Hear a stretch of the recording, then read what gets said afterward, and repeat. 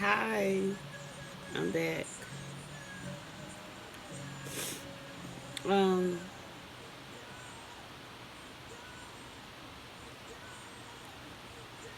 y'all gotta know that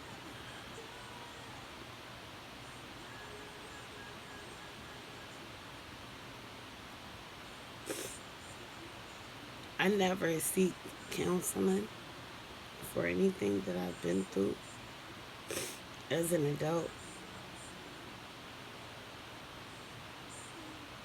When I moved up here, I went to a place where my nephew's father go, and they didn't accept my insurance, so I'm trying. I wanna, I wanna, I wanna do counseling. I don't want a psychiatrist. I don't want nobody to give me medication. I don't want it. I just feel like my mom said to me a long time ago. She said people get paid to listen to your problems, and I didn't want to put my problems on nobody. That was my thing. Like I didn't want to do that because they listen to my problems. They listen to somebody's problems that was before me. They got an appointment after me. You know, that make people sick. People that can feel emotions, other people's emotions, just from a story. And that person don't have to be showing no emotion at all. But that can make someone mentally and physically, me spitting up kind. I'm sorry, the vomiting, because I was there. I I I was there where I can actually feel emotions of somebody else's, and I can still do it. But I told you guys we would speak about insomnia, and my reason of speaking of insomnia is because of the hallucinations. Um,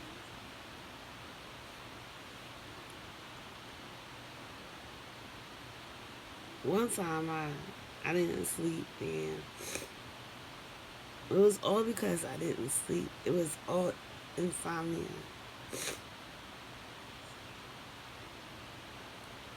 One time I didn't sleep, and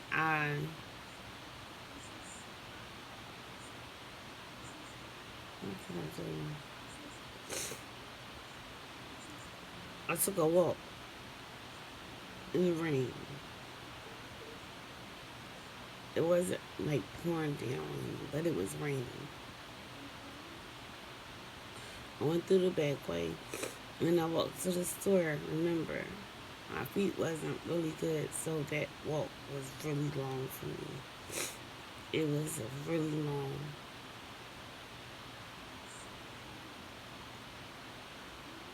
And by the time I got to the store, it was closed, and I just couldn't do it.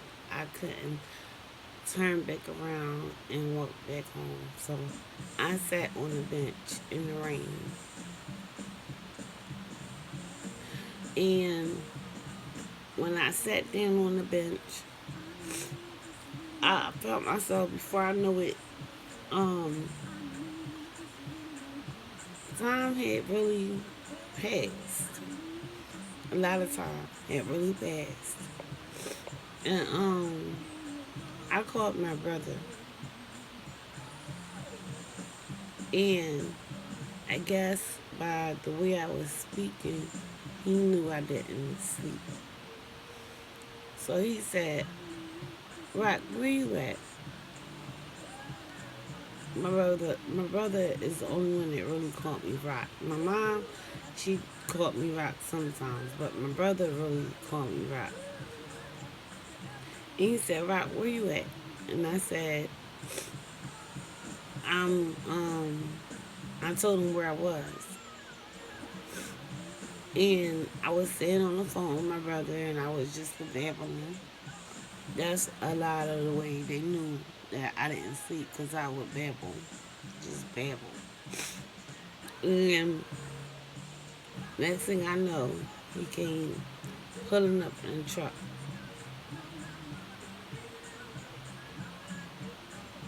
and he took me home.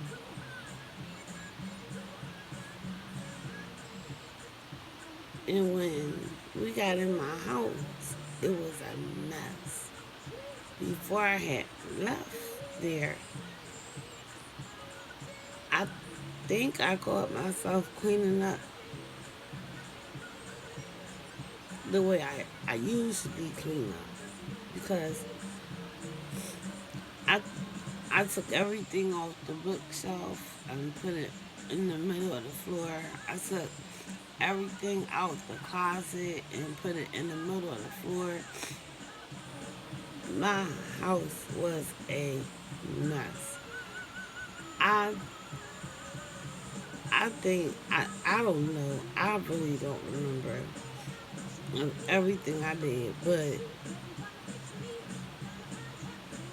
my house was a wreck. My brother told me to go in there and get changed. I think like change my clothes, and I believe I did that. And from there, he took me to the hospital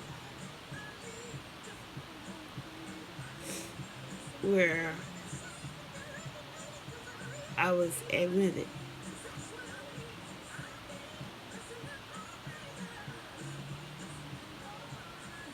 I believe I said this in a different um,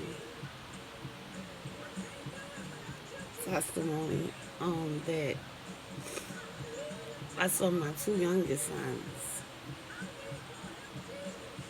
in the hospital. I was in the hospital room.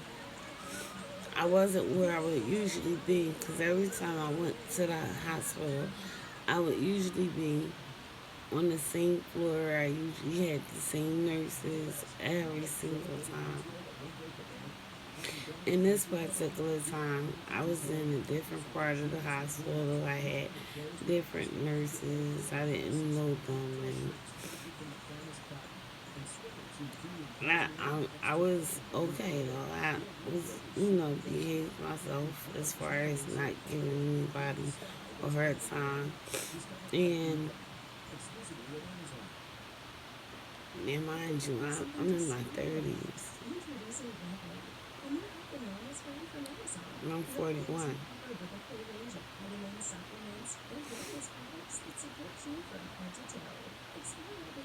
But my son had ran in my room. And I looked, and I said, Jalo, come here. And he said, I'm getting care, Mom. And he had ran out of my room. So I ran out in the hallway, and I seen them run behind the nurse's station, and I was like, get my kids. And they was like, Mrs. Sorry, go back to your room. I said, no, get my kids. Get my kids. I want my kids. I said, my sons just went behind there. And I don't even know who's up here. There's nobody up here with them. Why are they here? Get my kids.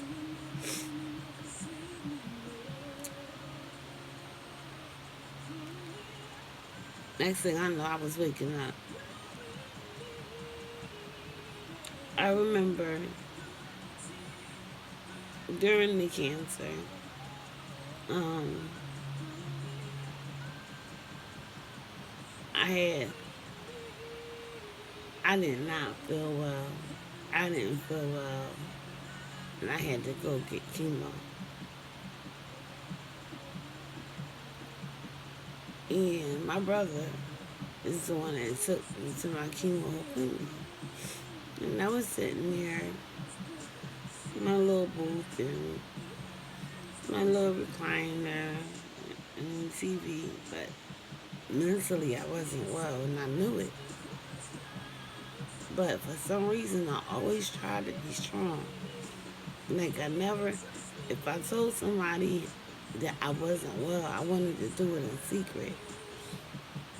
But I would try to call out for help. And I was telling my brother had went to Wawa, had asked me if I wanted something to eat. I remember all of this. And I told him, I don't remember what I told him, but I wanted to eat. But my brother had went to Wawa, he came back. Chemo treatments were always for hours. They was for hours. So he came back and we sat there and I don't think I ate much. But next thing you know, they were letting me go. So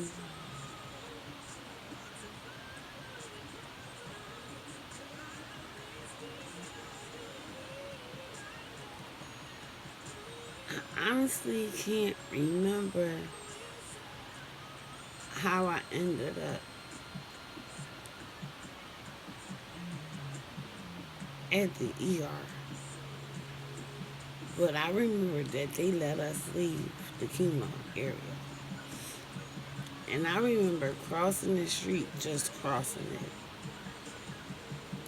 I remember my brother was right there every step of the way. And to this day, I don't know if after this part was a hallucination. I mean, or if it was real. But I went in the ER and I had a cigarette. And I was going up to the nurses and I was asking everybody for a light because I wanted to go outside and smoke my cigarette after I was already um, checked into the ER and already in the back. So they wasn't letting me outside, of course. So I was walking around the ER asking everybody for a light.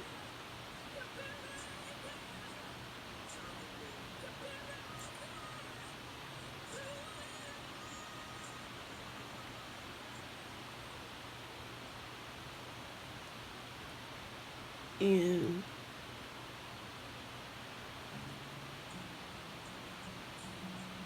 I was just like, they was like, we're not getting a light. Go back to your room. At this point, I can't remember if my brother was still there. But my mom was always my guardian angel to me. Because every time I knew my mom was at the hospital before I saw her. Because I would smell her or I would hear her voice. Cause she didn't always come straight into me. She would stop and she would talk to the nurses. And I remember I used to get extra happy. I used to get extra happy when I used to say, my mom is here. And she would open the curtain. Then she would open the curtain and I would just be happy. But something went wrong because I went crazy in there. I don't remember. I vaguely remember why. I had a problem with doctors not listening to me. because I know what was wrong with me. And they wouldn't listen. And things like that kind of ticked me off. And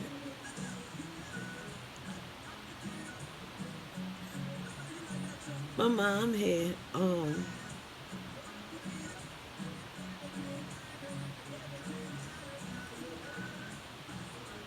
I don't remember it, but I remember fighting them. I remember them tying my arms and my legs down. I remember them giving me a needle that did not work. It didn't do anything.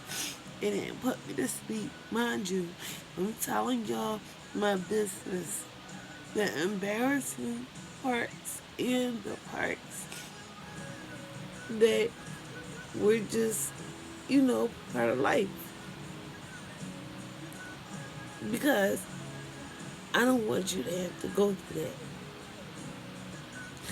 If God is calling you, you go. You seek his face because you won't have to go through whatever it is that you're going through very long. All you gotta do is listen. Sit still somewhere and listen for what he wants you to do. Because I promise he'll tell you.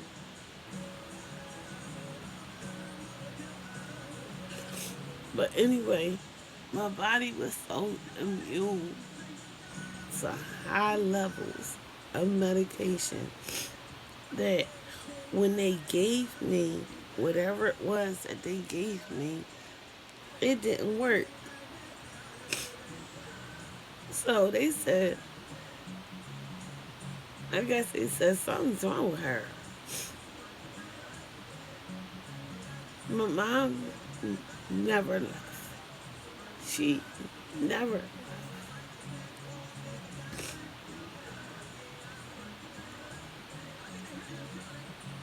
They went in my back through my spine and they took some fluid from my spine because they needed to know what was wrong with me. Of course, the test that they ran on the fluid came back normal. But that's how they put me to sleep. They did something in my spine. And I remember waking up.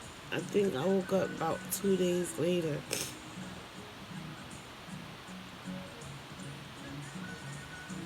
Um,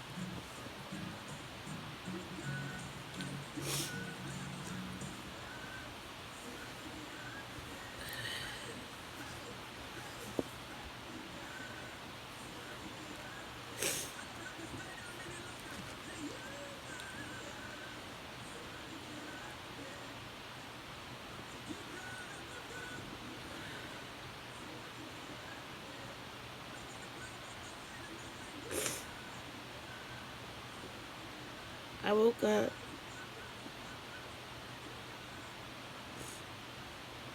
and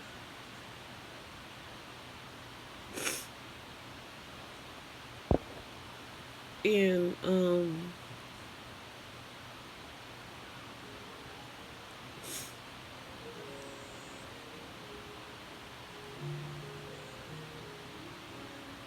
I don't remember. Know that if I don't remember, I'm going to tell you I don't remember. Because I don't. This is supposed to be this to save y'all lives or somebody that don't or have never told somebody else what they went through or is going through. This is for you. The bottom, the main message is God is calling you. Give yourself to Him. Start doing things to let Him know that you're interested. So you don't have to go through nothing deeper because He'll take it. to the furthest extent because I thought it was over with the cancer. I thought it was over, man, but I remember that I had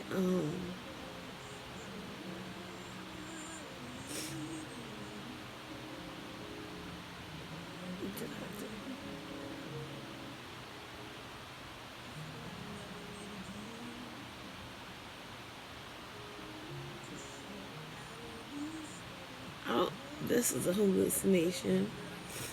I don't know if I called the police, but I don't think I did. I don't know. I remember talking to police like in their face. Like when I moved to a neighborhood, they knew who I was, and I don't like that. I can't take any of that back because it wasn't for positive things. I was either the crazy lady or the girl that started trouble. And I said the crazy lady because I ran into them sometimes when I had hallucinations. But I reported that it was three bodies in my backyard.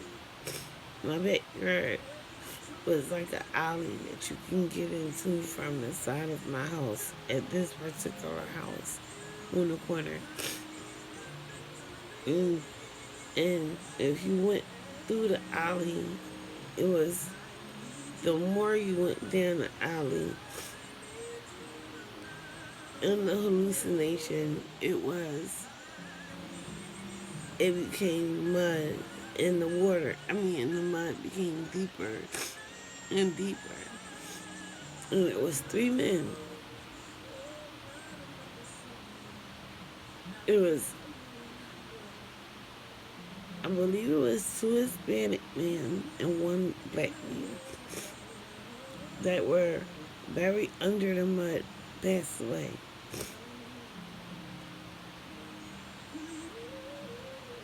I can't remember if I really called the cops and reported that. But I know that that was hallucination because it wasn't nobody in my backyard passed away. But after I came out of that hallucination, I remembered it. I didn't walk in that alley. But my girlfriend, who's still my girlfriend today, she used to walk through the alley all the time. She would go right back out her back door and go to the store, and she would go back that way to her house. So common sense told me that it wasn't a lake of mud back there with bodies under it because she walked back there all the time to get in and out of her house. She didn't like to be seen all the time. She was a person that didn't feel like people all the time.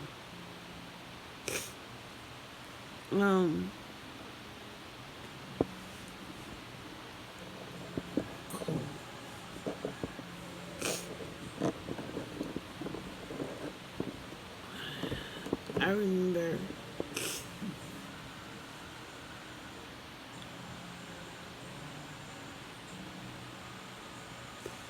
I remember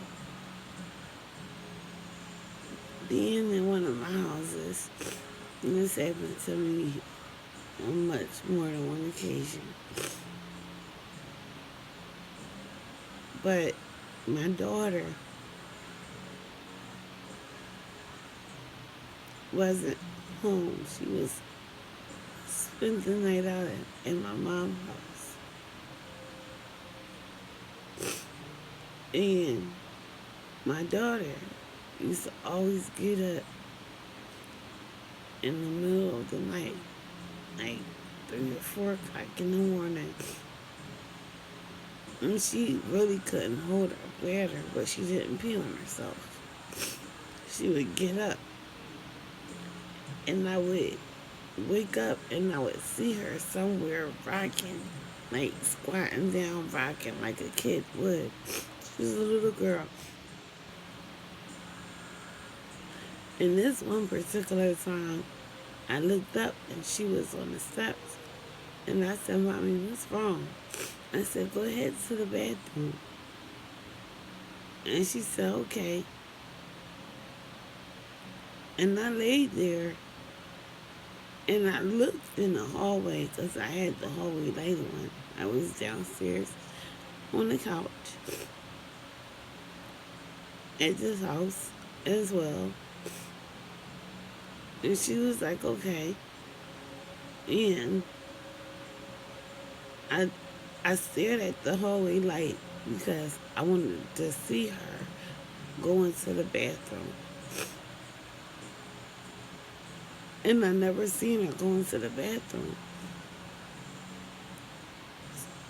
So I got all the way up. And I went upstairs.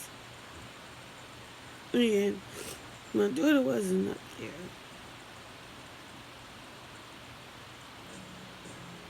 And I remembered that my daughter was at my mom's house. So I called her. I said, "Mom, where's Shafaya?" She said, "She's in the room." "Why?" I said, "Can you go check on her, please?"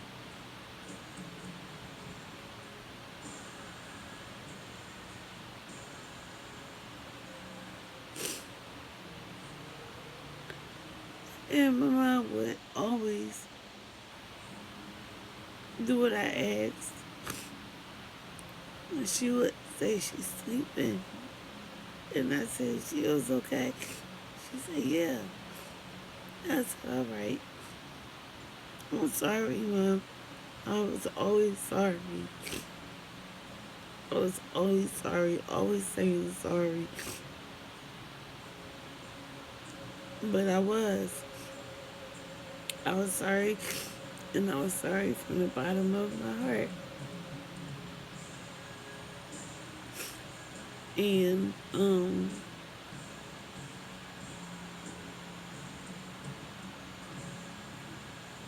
that happened a few times with my daughter.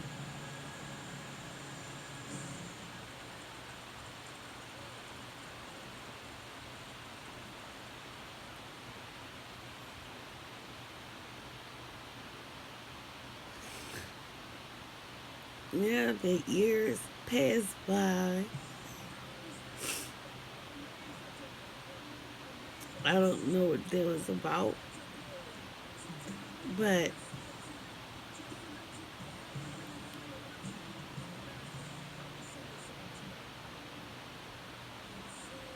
I never got an answer to that.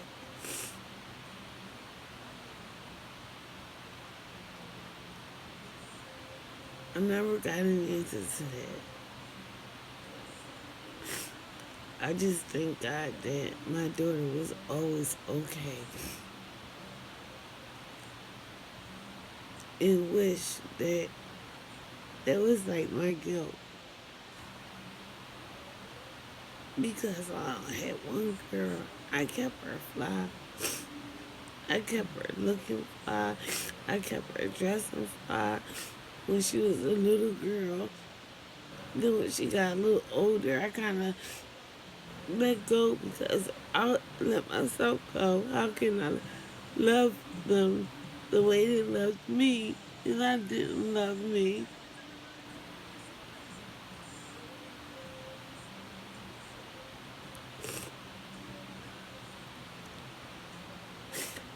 I remember another hallucination where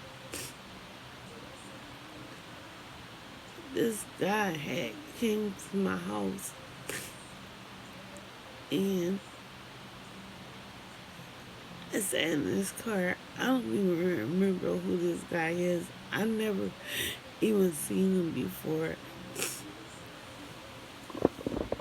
But he came to my house and he had these pills in his hand. And they was funny shaped pills. And he told me to go ahead, take one. You know, your friends will do that to you.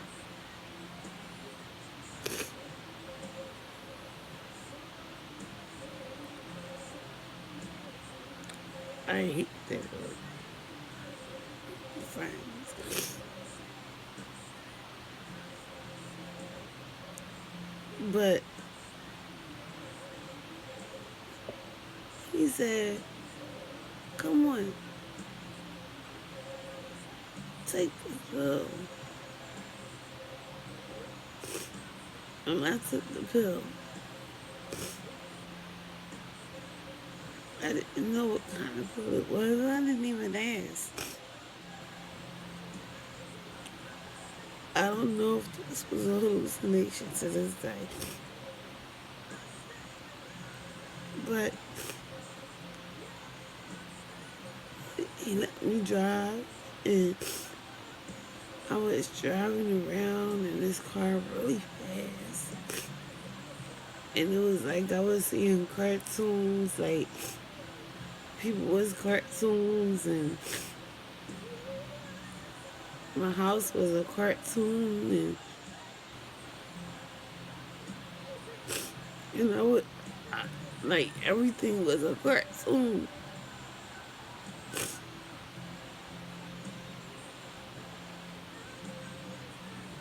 I don't know if I really took something that made that happen.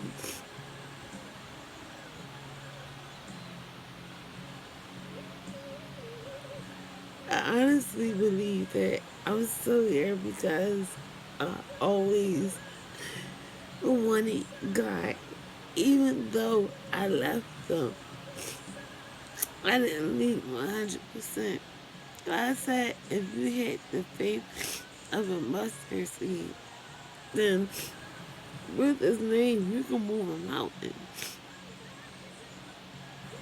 Mountains are things that's piled up on top of each other that we're going through, that we can move out and out of our way. I used to see this woman. This wasn't a hallucination. This wasn't a hallucination at all. But I used to see this woman who was so beautiful. She was so beautiful. Young. She walked pretty. And of course, I'm going to pay attention to her walk because I no longer had that kind of walk. She was together. And she was in church. And she was always on the stage with a mic in her hand. And that woman was me.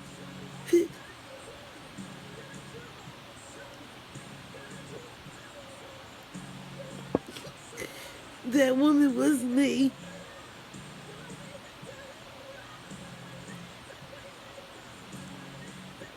They were hallucinations. They were visions. I have not got to that point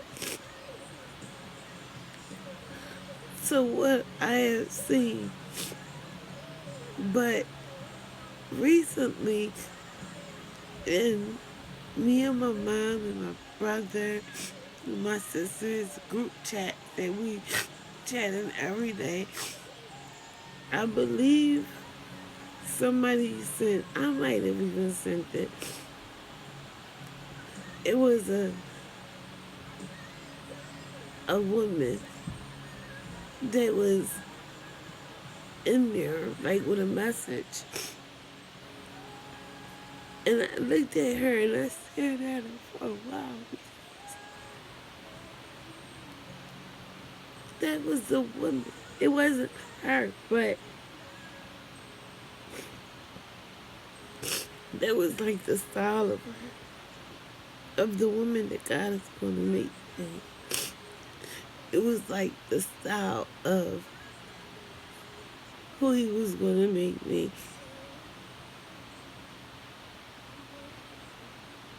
And I'm not going to say was because not a bone in me feel like he took away my gift. Not a bone in me feel like he took away what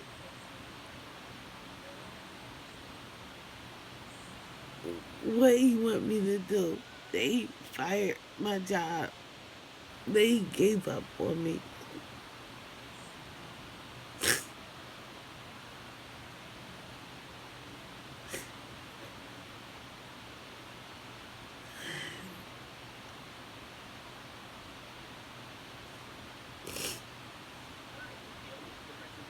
I'm sorry. Um,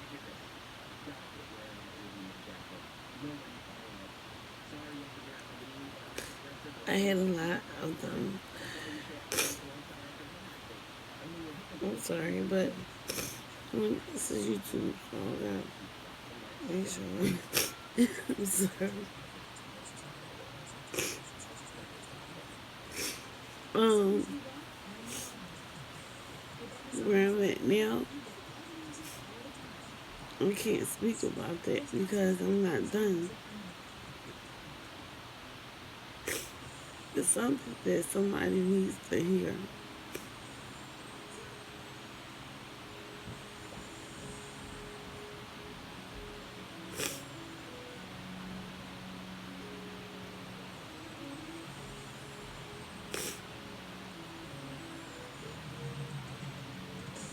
Um,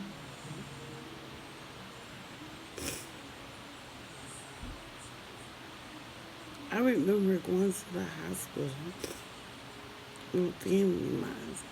It seemed like all my family was at my house. And they had came and got me. When my youngest son was about 2. I literally remember picking up a shoe and softly throwing it at him.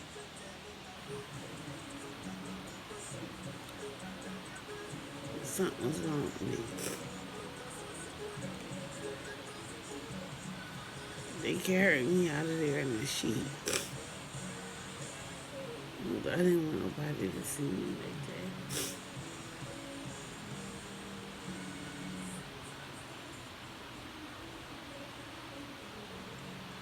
They took me to Einstein Hospital.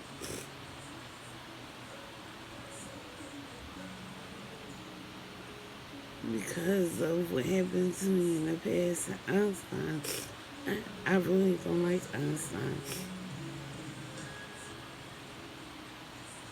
But this particular time, my mom didn't know what else to do. And it was a crisis, so that's where they took me. And I went to Einstein Hospital, and I got there, and it was a room. It was a lot of people in there, and I was hysterical.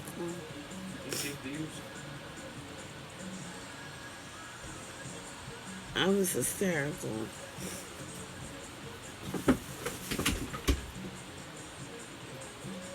Um,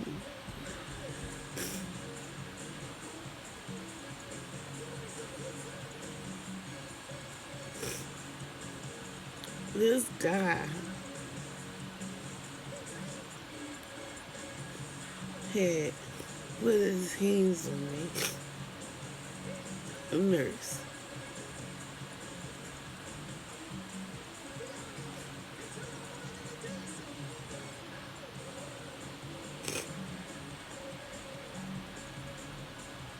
When he put his hands on me, it seemed like I saw that he wasn't a good man. That's all I'll say. I felt so much evil from that man.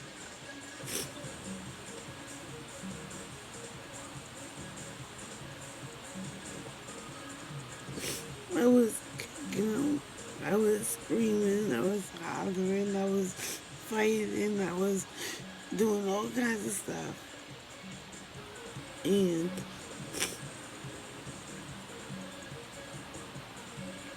I didn't want him nowhere near me because in what I saw, he was bad.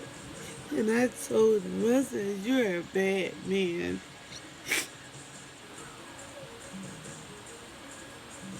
About 3 months later, I got a letter that came to my house that said that they fired him.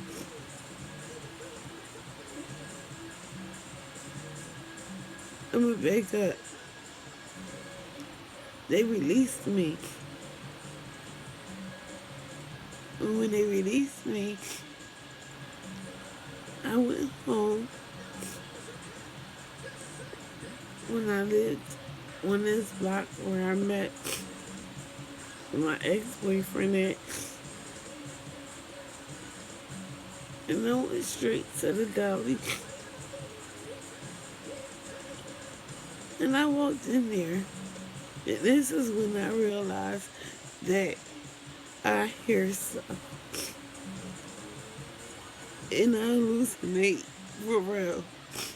Because this man looked at me. And this is way before I moved out of the county. Moved to the county. But he said, "How you doing, B?" But his mouth, he said, "How you doing?" B never came out of his mouth.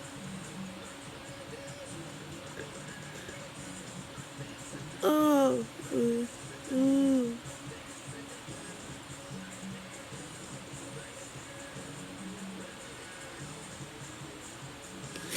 but I heard it. And I heard it in his voice. But his lips didn't move to call me the B word. He said, "How you doing, B?" And I looked at him because I couldn't fuss this man out because he didn't call me that. He said, "How you doing?" But he didn't call me the B word.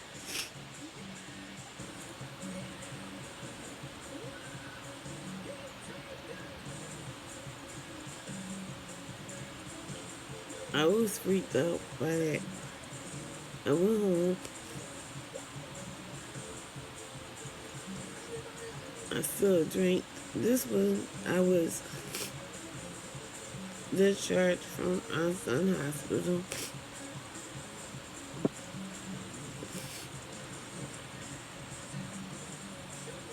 This is also when I linked up with my best friend.